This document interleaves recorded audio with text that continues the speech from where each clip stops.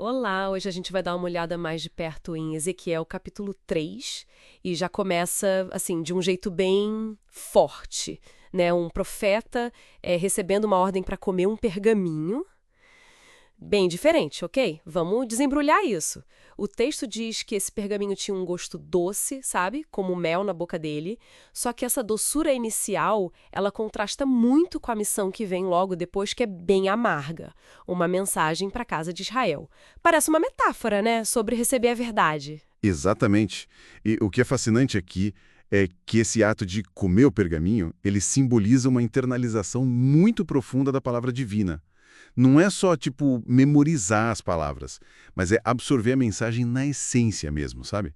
É preparação para uma tarefa que, nossa, é descrita como incrivelmente difícil. Difícil por quê? Porque o público, Israel, é caracterizado como teimoso, de testa dura e coração endurecido, o texto fala. E o texto até sugere, o que é surpreendente, que talvez outras nações, sabe, povos estrangeiros com línguas que eles nem entenderiam, talvez fossem mais receptivos. Nossa, Isso diz muito sobre a resistência específica que o Ezequiel ia enfrentar, né? é verdade. E essa resistência não é assim subestimada por Deus. Aqui é onde fica realmente interessante.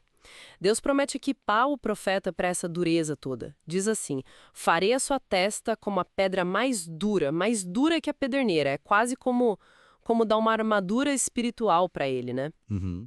E a ordem é bem clara: fale, assim diz o soberano Senhor. Ponto.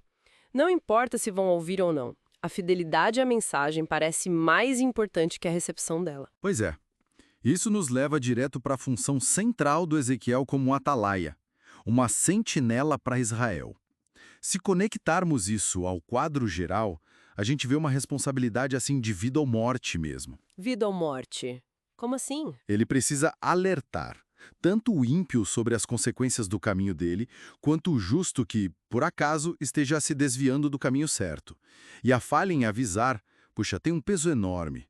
O profeta seria considerado cúmplice, responsável pelo sangue da pessoa que não foi alertada. Que pressão! Muita. Mas se ele cumprir o dever dele de sentinela, mesmo que o aviso seja ignorado, ele se isenta dessa responsabilidade diante de Deus. Ele salva a si mesmo, né? É uma carga imensa. E a experiência pessoal do profeta nisso tudo é, nossa, avassaladora.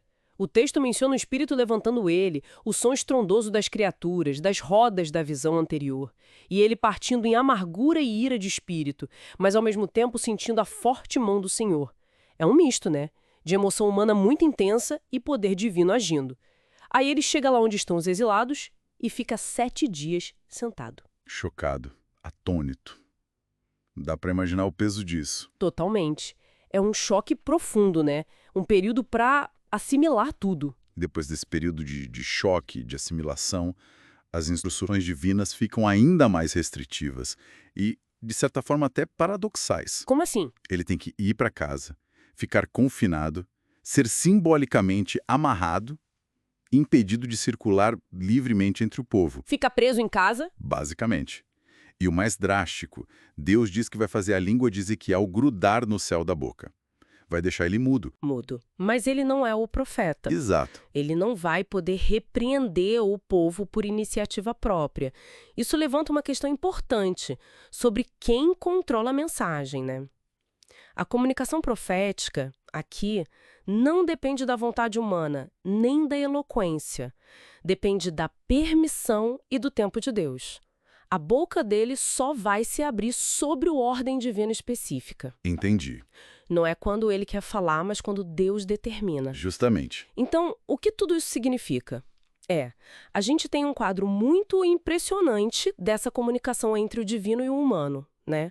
Envolve internalizar a mensagem, que é o pergaminho doce, mas também enfrentar uma resistência extrema, que é a dureza do povo e a amargura da missão, assumir uma responsabilidade gigante como atalaia e ainda se submeter totalmente ao controle de Deus sobre quando e como falar. A doçura da verdade recebida contra a dificuldade de entregar ela no mundo real. É um contraste forte. Com certeza. E fica a reflexão para a gente, né? O que significa carregar uma verdade? Ou talvez um alerta que a gente sabe que vai ser impopular, que talvez seja até recebido com hostilidade.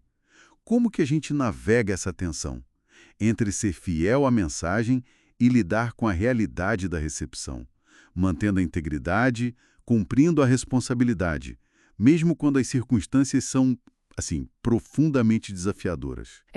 Pensar nessa dinâmica entre a nossa convicção, o nosso dever e a reação que isso pode gerar no outro. Exatamente.